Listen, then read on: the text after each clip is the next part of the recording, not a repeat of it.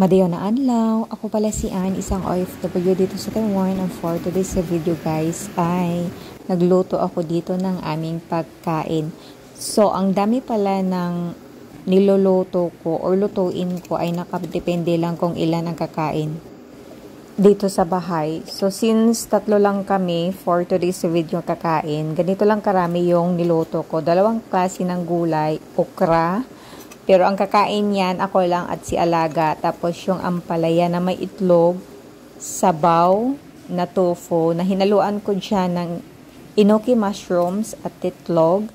Tapos nagprito ako dyan ng isda. Napakasimpleng recipe lang guys, kasi kung damihan ko pagluto ng gulay or anong klaseng, hindi kasi maubos. Tsaka ayoko yung pabalik-balik na mag-init ng mga pagkain. Kaya tansya lang talaga para maubos siya. At ito na nga yung ginawa ko. Itong ampalaya, hinaluan ko siya ng itlog. Tapos nagprito ako ng isda. Ganun, napakasimpleng recipe lang talaga guys. Kaya, ayan, para hindi masyadong maano yung utak ko. Char lang. So, ito, kain po tayo.